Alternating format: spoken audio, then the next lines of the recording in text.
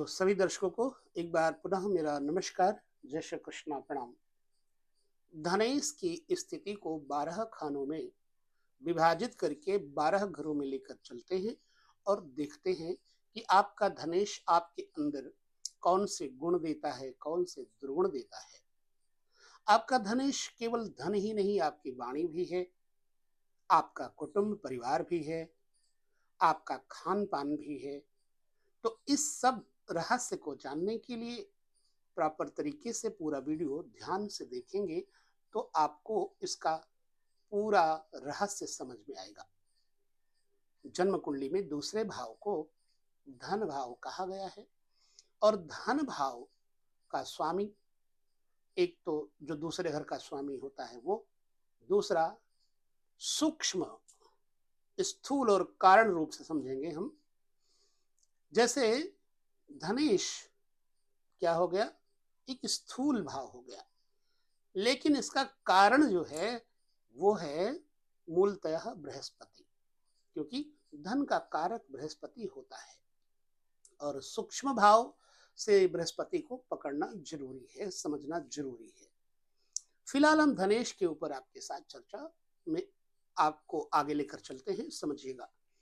धनेश 12 खानों में जब बैठेगा तो आपके जीवन में धन होगा या नहीं होगा, आपके स्वभाव में क्या परिवर्तन होगा, इसे समझना है। अब आप अपनी कुंडली में जाइए और देखिए चार्ट। हमने चार्ट बनाकर सामने रखा हुआ है और उस चार्ट के मुताबिक हम आपको एक अनुमान चर्चा करेंगे। तो ध्यान से देखिएगा, हम उस स्क्रिप्ट और उस चार्ट के माध्यम से आपके साथ ये व्याख्या चर्चा करेंगे।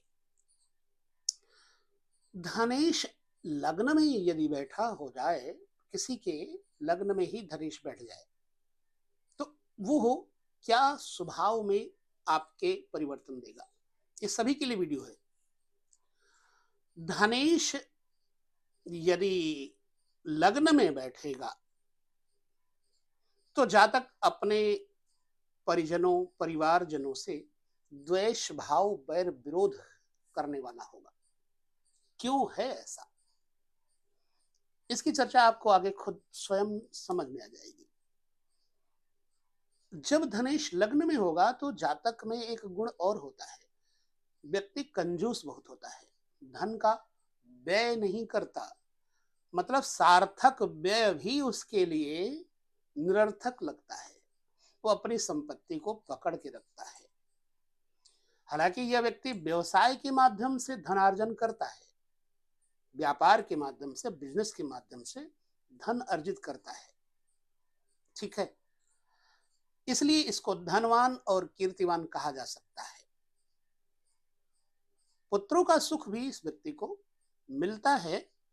दूसरों के कार्य के लिए भी यह व्यक्ति सदैव तत्पर रहेगा, परंतु अपने धन का खर्चा न करके अपने सुख उपभोग का ध्यान अवश्य ही ये करता है। ऐसा व्यक्ति धनेश लग्न में होने पर जातक व्यय और अपव्यय दोनों से ही बचता है, आई थिंक, और मैंने ये देखा भी है। धनेश जब धन भाव में होगा यानी द्वितीय भाव में होगा तो वहां पर दो चीजों का ध्यान रखना है कि वो ग्रह सात्विक है, सौम्य है, मतलब सॉफ्ट है या क्रूर है। यदि सॉफ्ट होगा तो जातक की वाणी सॉफ्ट होगी, जातक के पास जो धन होगा वो भी अनावश्यक नंबर 2 के मार्गों से पैसा नहीं आएगा, पुण्य मार्गों से पैसा आएगा। यदि वहां पर शनि राहु जैसे पापी ग्रह बैठे होंगे, मंगल जैसे क्रूर ग्रह बैठे होंगे, सूर्य जैसे, तो प्रशासन या फिर नंबर 2 का पैसा इनकम टैक्स डिपार्टमेंट से चोरी वाला स्वभाव वाला व्यक्ति होगा, आई थिंक। द्वितीय भाव में धनेश होगा तो, हालांकि जातक अत्यधिक धनी होगा, व्यवसाय से अधिक लाभ प्राप्त करता है। यदि सूर्य है, यहाँ पर बृहस्पति है, तो ऐसा व्यक्ति राज्याधिकारी इत्यादि के माध्यम से धन कमाता है। सोना चांदी धन जमीन जायदाद से कमाता है।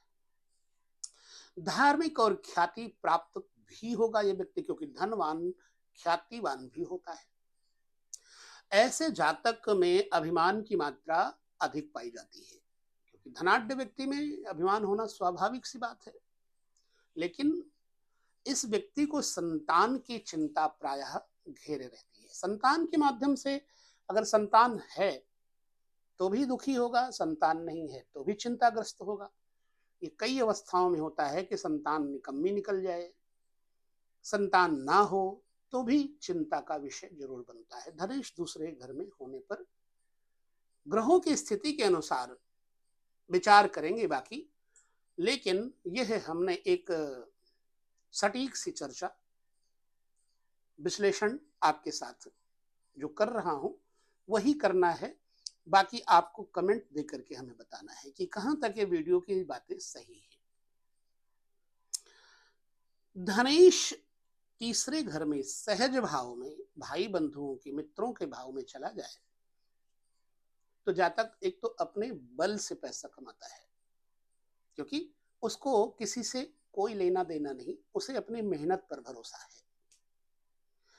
जातक अपनी मेहनत से, अपनी लगन से अपने परिवारजनों का, अपने मित्रों का भला करता है, लिहाजा इसे पराक्रमी बलवान कहा जा सकता है। हाँ, जो आदमी परिश्रम करेगा, मेहनत करेगा, मेहनत के कारण उस व्यक्ति को कंजूस कहा जा सकता है, क्योंकि वो व्यक्ति नाजायज पैसा नहीं खर्चा करेगा, है ना। तो देखा जाए तो अपने बल पराक्रम से अच्छा संपत्ति अर्जित करेगा। धनेश यदि पाप ग्रह से युक्त होकर के सहज भाव में तीसरे भाव में बैठा होगा तो जातक के जीवन में कलह जरूर रहेगी भाई बंधुओं के साथ, और कभी कभी इसको चोरी चकारी का स्वभाव बन जाता है, चंचल स्वभाव बन जाता है, चित्त एकाग्र नहीं होता, अन्यायी और कठोर बना देता है अगर कोई पापक ग्रह से युत है या दृष्ट है धनेश तीसरे घर में। तो छोटे भाई बहनों से इस व्यक्ति को लाभ नहीं प्राप्त होगा, अनबन रहेगी अगर पापक ग्रह से युत होगा धनेश तीसरे घर में तो, और धन ही कलह का कारण बन जाता है। एक तो ये बात हो गई। धनेश का सुख भाव में होना कहां तक जीवन में सफलता देता है।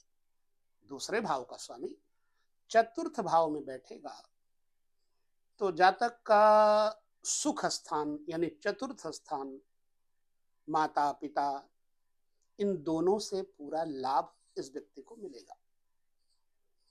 दया भावना, सच बोलने की आदत, बहुत दिनों तक जीवित रहने वाला व्यक्ति होता है, और धर्म कार्यों में निष्ठा, और गुरु या शुक्र के साथ अगर चौथे स्थान पे धनेश हो तो ऐसा जातक धनवान के साथ साथ धर्मवान भी होता है, विद्वान भी होता है। ऐसे जातक का मौज शौक होगा, क्रय करने में रुचि होगी, यानी कि शॉपिंग इत्यादि करने में ये व्यक्ति बहुत ही रुचि लेगा, और इन पर वह व्यय भी अधिक करता है अपने घर परिवार पर, अपने माता पिता की सेवा में भी ऐसा व्यक्ति संलग्न रह करके उनकी प्रत्येक इच्छाओं की संपूर्ति करता है। और इस व्यक्ति को यदि नौकरी है तो कई बार बार इसको प्रमोशन भी मिलता रहता है। धनेश का पंचम भाव में होना किस बात का सूचक है? यूं तो धनेश अगर पंचम भाव में है तो ऐसे व्यक्ति को संतान से सुख बहुत मिलता है। धनेश यहां पर हो करके प्रेम प्रणय जैसे विषयों की तरफ से भी मनुष्य को लाभान्वित करता है। जातक की संतान जातक को धन संपत्ति सेवा से सुख प्रदान करती है, आई थिंक, और यह व्यक्ति शत्रुओं पर हावी होता है अपने, और धन संग्रह करने में, इकट्ठा करने में मजबूत इरादों वाला व्यक्ति होता है।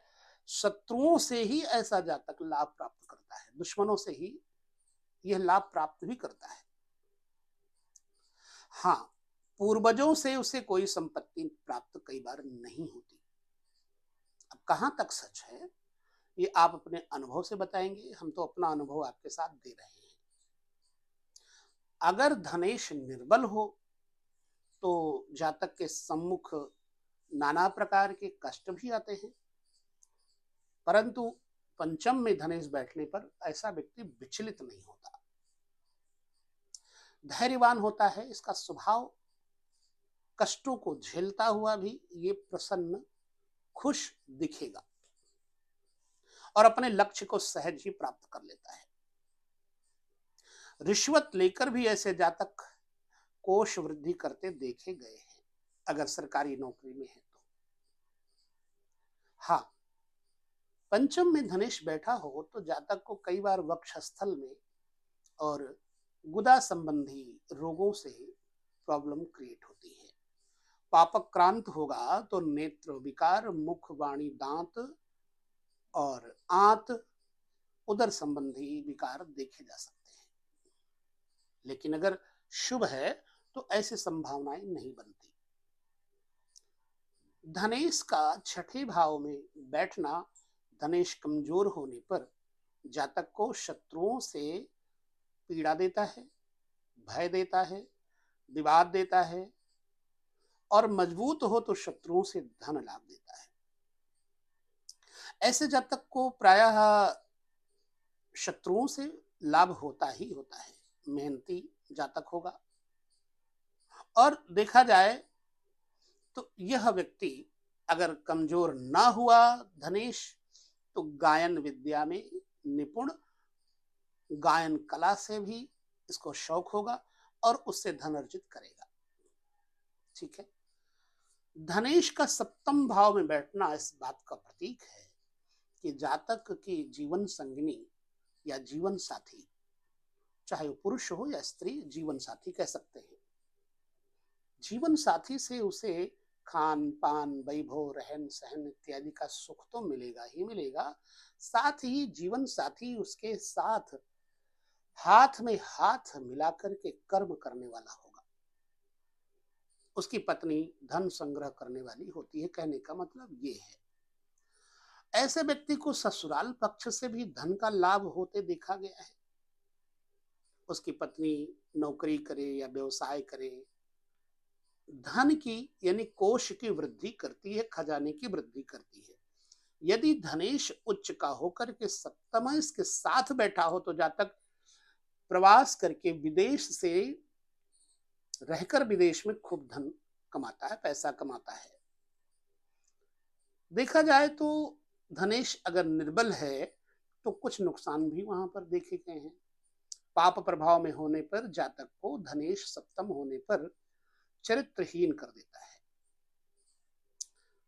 परिस्त्रीगामी बना देता है और इस कार्य में अत्यधिक यानी कि परिस्त्री गमन में, परिस्त्री की इच्छा में अपने धन को खर्चा भी बहुत करता है। फलतः कभी कभी यह व्यक्ति दरिद्र बन जाता है। पर स्त्री और पर धन की लालसा मनुष्य को गिरा देती है, कहने का भाव यह है। और यहां तक कई ग्रंथ कहते हैं कि सप्तमेश और धनेश अगर नीच का हो, खराब हो, तो उसकी स्त्री भी आचरण में आचरणहीन होती है, ऐसा। एवं दूसरी बात, प्रायः ऐसे जातकों की स्त्री बांझ होती है, संतान का अभाव बना देती है। धनेश का शुभ होना सप्तम में बढ़िया फल देगा, लेकिन घटिया होने पर इस तरह के दोष दिखेंगे। तो आपकी जन्म कुंडली में ऐसा क्या कुछ है, आप मुझे जरूर बताएंगे। धनेश अष्टम भाव में जाएगा तो अष्टम भाव आंतरिक खोज है, आंतरिक उपासना है, मेडिटेशन है, ध्यान है, वैज्ञानिक अनुसंधान है। धनेश अगर शुभ होगा तो वह इन्हीं कार्यों से धन लाभ प्राप्त करेगा, लेकिन नहीं ठीक है तो जातक को दरिद्री बना देगा, प्रॉब्लम क्रिएट होगी ही होगी। धनेश लग्न और चंद्र लग्न तीनों धन का स्वामी, लग्न का स्वामी और चंद्रमा जिस राशि में बैठा है उसका स्वामी यदि त्रिक स्थानों में गया हो, छठे, 12वें, 8वें में, तो जातक की स्थिति कभी कभी भिखारियों की जैसी हो जाती है, भिक्षुकों की तरह हो जाती है। तंग आकर के अष्टम स्थान पर धनेश का होना जातक कभी कभी आत्महत्या की तरफ भी बढ़ जाता है। अष्टम स्थान में धनेश आत्महत्या पर भी कभी कभी मजबूर कर देता है। और अष्टम भावस्थ धनेश जातक को भाग्यवादी बनाता है। ऐसे जातक की प्रवृत्ति अच्छी नहीं होती और देखा जाए तो जातक की धर्म, कर्म, दान आदि में भी रुचि नहीं होती, क्योंकि जब है नहीं तो देगा क्या। उसकी आर्थिक स्थिति ही नहीं मजबूत है तो वो कहीं पर दान क्या करेगा। इसलिए धनाभाव बना रहता है। परंतु एक चीज है, अगर धनेश अष्टम में शुभ है तो ऐसा व्यक्ति अपने कर्मों से बचपन में थोड़ी कठिनाइयां जरूर झेलेगा, लेकिन पुनः अपने कर्मों से ऐसा जातक धनार्जन कर लेगा। अधिकतर धनेश अष्टम में होगा तो बचपन में ऐसा व्यक्ति रोगी होता है, बाल्यावस्था में, और काफी द्रव्य इसके औषधि पर, दवाई पर खर्च करना पड़ता है। धनेश का नवम भाव जो कि भाग्य भाव है, वहां पर होना हरे कृष्ण, धार्मिक कार्यों से व्यक्ति को धन लाभ होता है। पुजारी, कर्मपथ, कथा, संभाषण, मोटिवेशनल बनना, बुद्धिमान बनना, ये सब लाभ देगा। अगर धनेश अच्छा है तो, नहीं तो प्रपंची बना देगा, इधर उधर की बातें, राजनीतिक बातों में फंसा करके उसको तनाव दे देगा। जातक की धर्म, कर्म तथा दान आदि देने में रुचि जब शुभ होगा तब तो रुचि होगी, नहीं तो नहीं होगी। उसकी आर्थिक स्थिति बहुत सुदृढ़ तब नहीं होगी जब धनेश नीच का होगा और भाग्य में बैठा होगा। नीच का धनेश, पापक ग्रहों से युत धनेश तो धनाभाव देगा ही देगा। ठीक है। ऐसा जातक भाषण देने में चतुर होगा, माहिर होगा, अपना काम निकालने में ये जातक बड़ा होशियार होगा।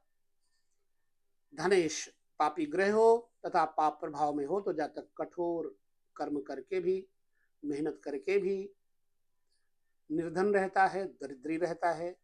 अपने पेट पूर्ति, उदर पूर्ति के लिए भिक्षा तक का भी सहारा कभी कभी लेना पड़ जाता है। प्रायः साधु सन्यासियों की तरह जीवन जीने लगता है।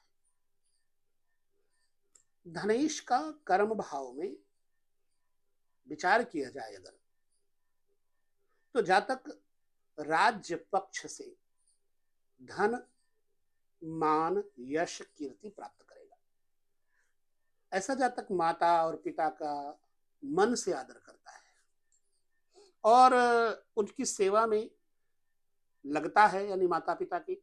ऐसा जातक राज्य सेवा में शीघ्र ही उच्च पद भी प्राप्त कर लेता है। धनेश कर्म में होगा तो प्रमोशन भी मिलेगी, बार बार प्रमोशन मिलेगी।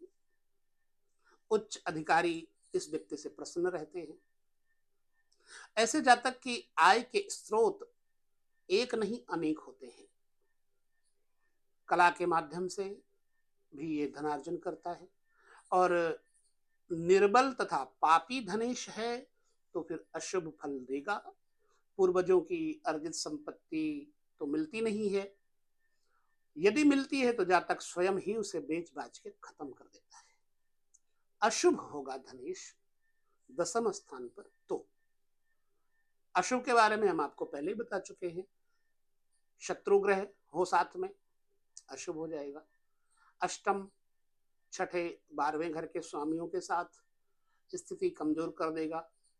हाँ, विपरीत राजयोग इत्यादि अगर बनता है अष्टम, छठे, 12वें स्थान के स्वामियों से, तो जातक के पास राजयोग की स्थिति भी मजबूत करता है। धनेश का 11वें भाव में अगर दर्शन किया जाए, देखा जाए, विचार किया जाए, 11वां भाव आमदनी का भाव है, बड़े भाई बहनों का भाव है। 11वें भाव में जब होगा धनेश, तो जातक व्यवहार कुशल, नीति निपुण और लोक पालक होता है। मतलब दूसरों की सहायता करने में सदैव तत्पर रहता है, लिहाजा इसको यश कीर्ति भी मिलती है, समाज में अच्छी प्रसिद्धि प्राप्त कर लेता है। दूसरों की सहायता करने के कारण जातक को ख्याति तो मिलेगी ही।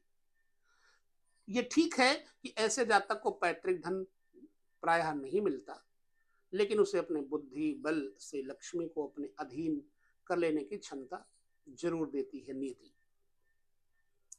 धनेश उच्च राशि का होकर के अगर आमदनी भाव में बैठा होगा तो जातक बड़े बड़े उद्योग व्यापार बिजनेस लगाने के लिए, मशीनरी लगाने के लिए पूंजी का निवेश करता है। जब भी जन्म कुंडली में ऐसी स्थिति हो तो समझ लेना व्यापार उद्योग की तरफ इस व्यक्ति का रुझान होगा। और इस व्यक्ति का सर्वत्र जय घोष होता है, जय जयकार होती है। धनेश की आय भाव में स्थिति जातक को उसके जीवन में उच्च शिखर पर निश्चित ही ले जाती है। बहुत ध्यान पूर्वक इसका निर्णय लेना है कि धनेश कैसी अवस्था में है। हो सकता है कि आपकी जन्म कुंडली में बैठा हो और लाभ न दे रहा हो, तो नहीं दे रहा उसका कारण ढूंढेगा। बाकी धनेश एकादश भाव में बैठ करके लाभ देता है। व्यय भाव जो कि 12वां भाव है, वहां पर जब धनेश होगा तो जातक को दरिद्री और कंजूस बनाएगा, साहस की कमी कर देगा। जातक में अपने लक्ष्य की प्राप्ति करने के लिए बहुत कोशिश करने पर भी ये बार बार विफल हो जाएगा। वो बात अलग की है कि उसका फल उसे ना के बराबर प्राप्त होगा। व्यापार में असफल रहकर ऐसा जातक कंगाल भी बन जाता है। द्रव्य को व्यय करने में ऐसा जातक सोच विचार नहीं करता। कभी कभी अनावश्यक व्यय जातक को निर्धन बना देती है। इस व्यक्ति को शेयर मार्केट इत्यादि से पैसा नहीं प्राप्त हो सकता। बच के रहना चाहिए, लॉटरी सट्टा जुआ से बच के रहना चाहिए, अपने वाणी पर संयम करना चाहिए और दान की प्रवृत्ति अवश्य ही बनाए रखें, चाहे अपने अन्न में से आधा अन्न किसी को क्यों न देना पड़े। तो अब अगर आप दान की प्रवृत्ति बनाते हैं, धर्म करते हैं, तो 12वां घर धर्म कर्म भी है, तो आपके पिछले जन्मों के बुरे कर्म उससे समाप्त हो जाते हैं।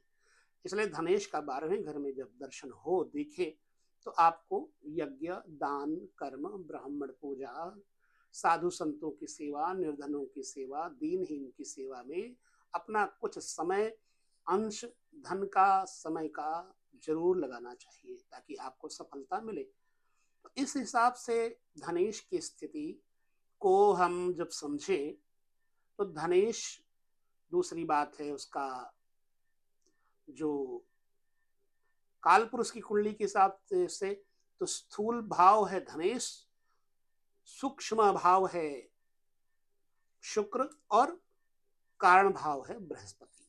तो कारण को हमेशा मजबूत करना, बृहस्पति को मजबूत करना, दान धर्म दया यही बृहस्पति के कर्तव्य हैं। तो आपके पास धन की स्थिति मजबूत अवश्य होगी। तो वीडियो में यहाँ तक आपके साथ जो मैंने चर्चा की, आपको उसका प्रतिफल कैसा लगा हमें जरूर बताएं। आगे पुनः हम चर्चा करेंगे। तब तक विदा लेते हैं। नमस्कार, जय श्री कृष्ण, प्रणाम।